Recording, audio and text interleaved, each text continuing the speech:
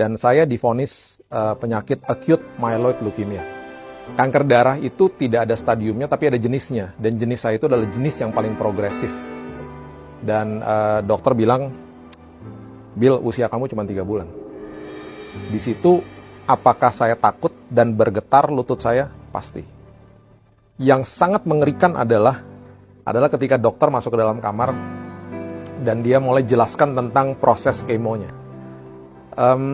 Setelah pengobatan, Bapak akan melepuh, Pak, dan hancur organ-organ tubuhnya. Bapak masuk ICU, Bapak koma, dan Bapak meninggal. Karena kalau nggak diobatin pun ya 3 bulan, kalau diobatin paling tidak ada 30% chance masih bisa sustain lah, masih bisa diperpanjang dikit lah. Karena 70% gagal pengobatannya. Setelah saya dengar itu, saya nggak bisa ngomong, rasa takut mulai masuk, terus dokternya keluar. Di pagi harinya, saya lagi buka renungan, dan renungan hari itu diambil dari Amsal 4 ayat 20-23. Bunyinya gini, arahkan telingamu kepada ucapanku, simpan di dalam lubuk hatimu, karena itu sumber dari kehidupan dan kesembuhan. Tiba-tiba Roh Kudus bilang gini, ingat gak tadi renungan tadi pagi? Tiba-tiba keluar dari mulut saya, sebuah pewahyuan yang saya bilang sama istri saya di sebelah saya, karena dia lagi nangis ya.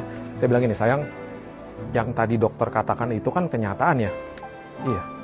Yang firman Tuhan tadi pagi kita baca kan kebenaran ya? Kenyataan harus tunduk sama kebenaran, sayang. Kenyataan harus tunduk sama kebenaran. Jadi gini, dia bengong ngeliatin saya. Iya sih, iya, itu aja, udah sekarang jadi doanya kita pokoknya. Tiba-tiba saya jadi semangat. Kayak Tuhan udah kasih modalnya pagi hari itu dengan ayat itu. Dan ayat itu jadi ayat pegangan saya. Setiap kali dia bawa bad report, karena kondisinya makin drop, saya selalu bilang, Tuhan, kenyataan tunduk sama kebenaran. Kenyataan tunduk sama kebenaran. Selesai di kemo selama 1 minggu, hancur tubuh saya. Tiba-tiba saya bersin pagi-pagi yang keluar darah semua. Karena organ-organnya melepuh, hancur. Sampai dimasukin ke ruang tindakan berkali-kali. Dan itu doa yang saya naikkan terus, dan saya bilang gini, sayang, jangan sampai kita nggak ngucap syukur. Tiap hari kita perjamuan, di dalam perjamuan saya selalu ngomong gini, Tuhan, terima kasih bahwa kesembuhan sudah disediakan ribuan tahun yang lalu. Saya nggak pernah minta, karena saya percaya kesembuhan sudah dikasih sama Tuhan. Semua sudah diserahkan di kayu salib ketika dia katakan sudah selesai di kayu salib.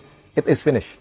Dan saya bilang, Tuhan, aku ranting, engkau pokok anggur. Karena aku melekat kepada pokok anggur, apapun yang pokok anggur punya, berarti aku punya. Karena engkau sehat, aku sehat. Karena engkau nggak punya cancer, aku nggak punya cancer, Tuhan. Karena aku melekat kepada pokok anggur. Semua firman aku ucapkan. Dan mulai timbul iman yang luar biasa. Dan kekuatan yang luar biasa. Singkat cerita, setelah berjalan 1-2 minggu, dokter pada kebingungan.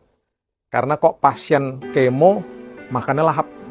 Bisa makan sampai 2 porsi.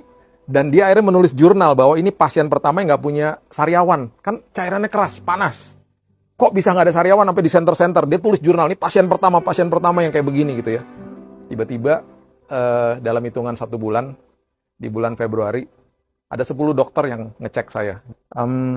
Kami tim dokter hari ini mau menyatakan kami nggak bisa ketemu sel kankernya hilang, katanya. You are clean. Clean, itu kata-kata dia.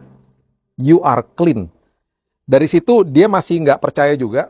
Dia masih kasih saya dosis kemo yang rendah sekali selama 3 kali lagi. Dites berkali-kali. Dan akhirnya di tes yang keempat di bulan Mei, dia bilang, oke, selesai, stop, udah. Dan saya keluar dari rumah sakit. Saya nanya, saya nggak dikasih obat, dok. Nggak ada. Kamu kalau pusing beli Panadol aja di Indomaret, katanya. Saya percaya bahwa Yesus selalu bertanya sama si lumpuh, sama si kusta, sama si buta, sama si tuli, kamu mau aku lakukan apa sih? Dan selalu mereka bilang, aku mau lihat Tuhan, aku mau mendengar, aku mau tahir, aku mau jalan. Dan Yesus selalu katakan apa? Terjadilah sesuai dengan imanmu. Apa yang kecil dalam hidup kita, saya cuma punya lutut untuk berdoa, dan air mata, dan ucapan syukur. Bermitralah sama Tuhan. Tuhan suka memakai perkara kecil.